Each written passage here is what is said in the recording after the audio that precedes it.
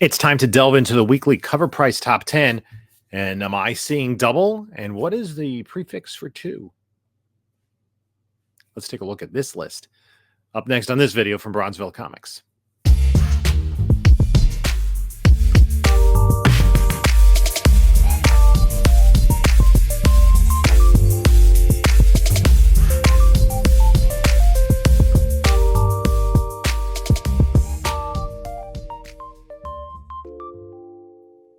Hey there, panelologists. This is Jim from Bronzeville Comics coming to you with another video. We're going to do the cover price top 10. And warning, they're going to be spoilers. If you've not yet seen the Marvels and you're not aware what goes on in that movie, you might want to check out this video at another time. And the thing is, when you start to look at these hot lists and, news, and if you do Key Collector and all that sort of stuff, you're going to get stuff spoiled. So let's just delve into the top 10 list. And there are some repeat offenders and some brand new books. And shockingly, there's no Dazzler. Let's go look at number 10 on the list. It is Ghost Rider 17. The variant edition. It's a one. Is it a ratio variant? No, it's just a Bjorn Barron's cover B. But I think it is a little more exciting than the cover A. The cover A still has value. It's, I think, now the first cameo appearance of Helverine, if I'm not mistaken. First cover and first full appearance, but didn't buy into this book. Marvel did not advertise it was the first cameo of Helverine. So if we look at the values, it is approximately upwards of a $50 book. It has gone over $100 in a 9.8. A newer book, I'd be a little cautious of buying 9.8s just because the supply of 9.8s is low now, but it will increase as more people send this book in because it's a brand new book. And there are plenty of 9.8s around, 9.8 contenders. So if you can find this on your shelves, jump on it, I would say, if you're interested in Ghost Rider, Wolverine, interested in this character. But I wouldn't overpay for this book by any means. Number 9 is X-Force number 46. It is a Jeff DeCal 1-in-25 variant of X-23, selling for in the $40 to $50 range with a high sale of 62. Brand new, so no slabs. It is a cover buy. I don't think it has much to do with the story. Yeah, she's not even in the summary here. So cover buy of X-23. Again, I see this as a FOMO book of the week, a hot book of the week. I wouldn't necessarily expect the value to go through the roof, but it is a 1-in-25, so it is a little bit harder to find. Retailer incentive making that much more difficult to find. 20 copies sold and high sale of $74 for a raw copy. FMV of 52. Let's go to number 8 on the list, and it is Daredevil number 9 from volume 2, the first appearance of Maya Lopez, who becomes Echo 2 issues later. David Mack cover, a book that is in the $50 to even $100 range for a raw. The slabs in the 9.2 range are even over $100, but a 9.8 has an FMV of 203. And with the Echo trailer dropped, and a lot of people are excited because it looks to be much grittier. It has a TVMA rating. There's more violence. So we saw Echo premiered in the Hawkeye series, and Kingpin made his return in the Hawkeye series with Vincent D'Onofrio playing that character. I mean, D'Onofrio has been fantastic going back to the Netflix series as Kingpin. I actually thought Daredevil season 1, he should have gotten an Emmy nomination. So yeah, this is a book that is pretty popular. And it jumped when we found out that there was going to be an Echo TV series. So if we jump into the cover price data here, or the Go Collect data, looking at the 9.8, this was a book that was under $100 for most of its lifetime. And then it got the bump. When was the announcement of the TV series made? It was earlier than 2020.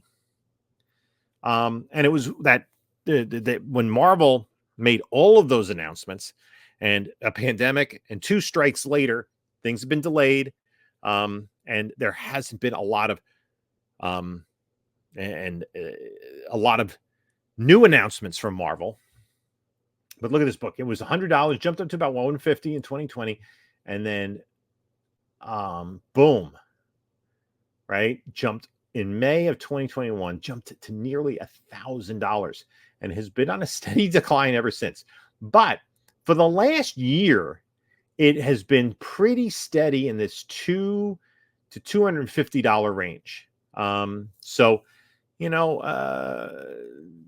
it looks like it's still a popular book. And one went for $189. That might have just been somebody who wanted to move a copy on eBay, but upwards of $250 for these. You're not seeing the recent ones selling at auction, but a lot sold. You know, one sold between October 4th and November 3rd, and then the trailer hits, and boom, a lot of copies sold. So that's why it makes the list at number 8. Let's look at number 7. Book that was on the list last week, a recent book that came out 2 weeks ago. Star Wars Hyperspace Stories number 10, the first appearance of Bad Batch. Still $10 to $15 raw, a 9.8. That has to be a pre-sale, $80. First appearance of Bad Batch in comics. If you can find it on the shelves, pick it up. I think it's worth a pickup. You know, if you're paying cover price, you're paying what?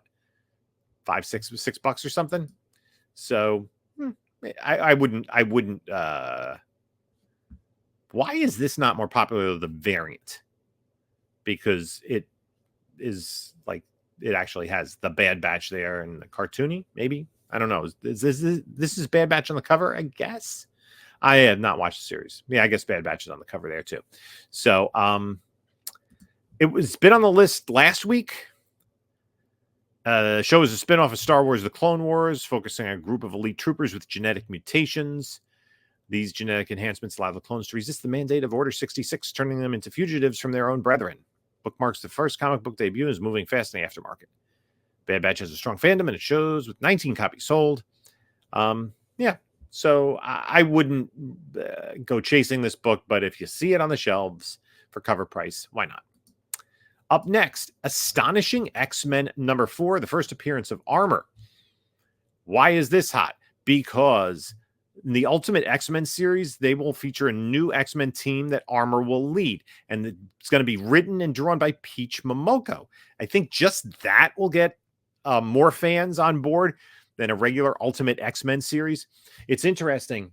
In my Whatnot show the other night, I sold a couple of runs that I had been sitting there for a while of Ultimate X-Men. You know, that original Ultimate X-Men run isn't worth a lot of money.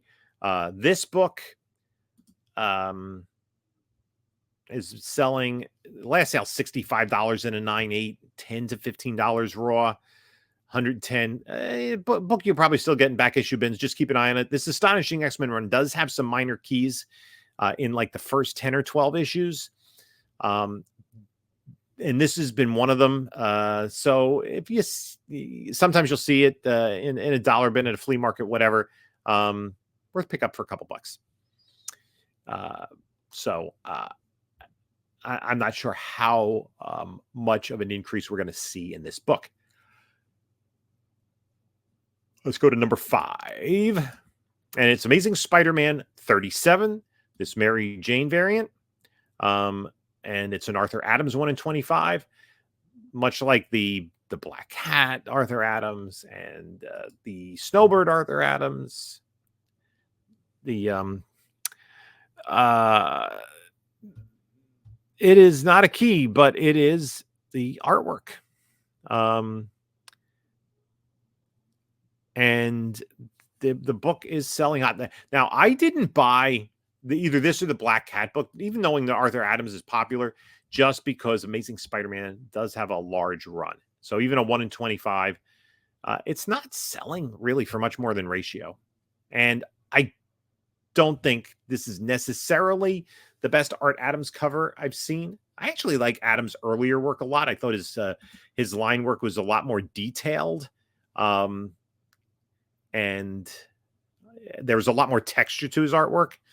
But, you know, there are certain aspects of some of these covers that fans are really into.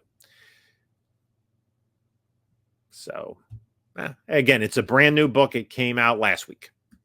Let's go to number 4. Number 4 is Beneath the Trees Where Nobody Sees. This is a book that is taking on a life of its own to a degree. I think, it's from IDW. IDW doesn't do a lot of brand new work. They do a lot of licensed properties. And the book is about $20 to $25 raw. 9.8s are getting close to $100. I wouldn't spend that on a 9.8 again for a recent book. You find a copy, and slab it yourself. It's like little animals and murder. It's like a whole bunch of animals, like a Richard Scarry book, and one of them is a serial killer. Maybe an interesting storyline. And it does not that it has any option news to it, but it's just become a popular. Recent reports may be more copies out there that retailers still need to release. Take the rumor with a grain of salt. So I'm going to see, when did this come out? It came out about a month ago. So it's been out for a while. Maybe just ask your LCS if they have it. And issue number 2 is not out yet. So, but it seems like the series has caught on with a segment of the comic book collecting community. And I think part of that is because not many people ordered initially, and then some people, and what happens with this kind of thing, we've seen it with other independent titles over the last couple of years, is there's a snowball effect. It makes the list and then everybody wants it, and then it gets hotter and hotter and hotter, and it can only sustain so much. If you get it for cover price, go ahead, maybe give it a try. Check out the story. Let's go to number 3 on the list. And it's X-Men 27. This Peach Momoko New Champions variant. This was on the list last week. There were a bunch of covers that were the new champions, theoretical sidekicks of established Marvel heroes. Maystorm is a part of the Ultimate X-Men series. I think she's a sidekick to Storm. DC just did this with Jeff Johns, by the way. He just did it with, like, in the Stargirl miniseries with the introduction of Boom, which actually predates the introduction of Spider-Boy. So the prices on this book are, $10 to $15, a 9.8 for $55. If you're a Momoko fan, maybe. Again, came out just over a month ago. I wouldn't. I don't know if it's worth really getting hyped up about. So now the last 2 books on the list are very similar. Number 2 on the list is, spoiler warning, it's X-Men 20, the Uncanny X-Men number 164. The first appearance of Binary, Carol Danvers as Binary, and. Okay, spoiler warning right now. I'm going to talk about the Marvels. And we saw Lashana Lynch, who plays Maria Rambeau in an alternate reality, with the Binary costume. It's funny, there was the reveal of her in costume, and the only people in the audience who would know what that meant are comic book collectors. So yeah, this is the first appearance of Binary, and I am really happy that in my most recent CZC submission, I got it in a 9.8. So yeah, that's a cool book to have in a 9.8 right now. Very happy to have that in the collection. So yeah, this is an established key, right? And there have been people speculating on this for quite a while. It's in the $40-ish range, $25 to $40 in all grades. let's take a look. We're going to take a look at the 9.8. We're talking about Uncanny X-Men 164.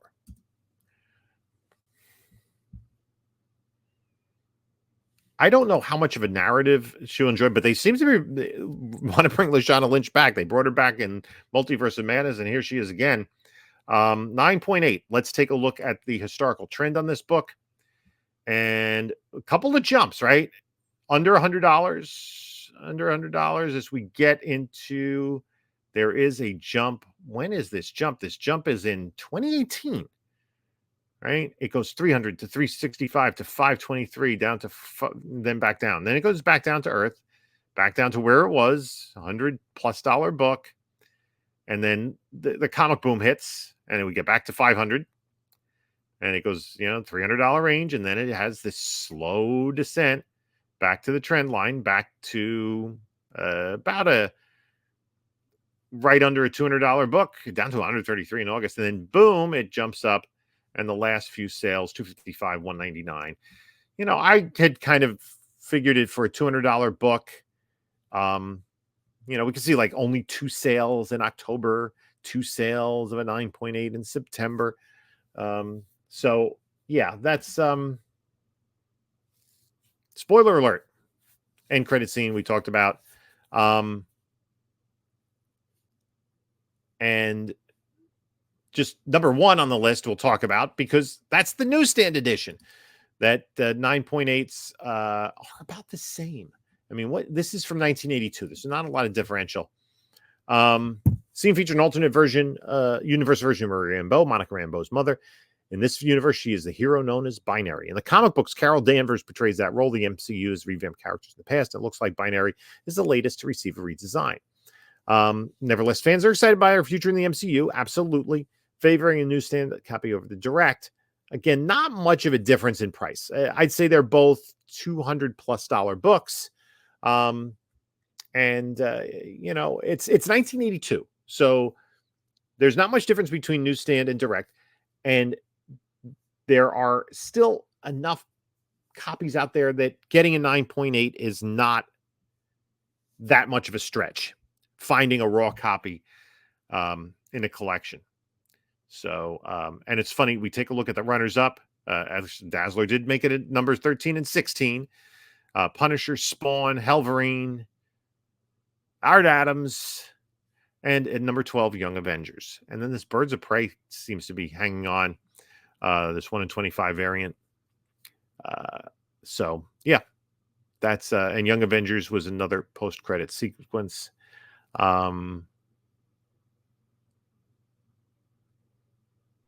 So that actually the post-credit sequences may have been the best part of the film. So that is it for our top 10 right now. So I'm glad you came along with me on this cover price journey. Let me know what you think of the books on there. So there are some established keys, some new books. And when you look at a top 10 list, you have to look at both separately. It's easy to get FOMO over the brand new book that's hot. And why is it hot? I always kind of keep it in mind. If I see it in the near future, and usually you can get it down the road at a lot better deal than a book that makes these lists that you can get it today. So anyway, thanks for stopping by. You can take a look at a couple of my other videos here. And this is Jim saying until next time, enjoy your comics.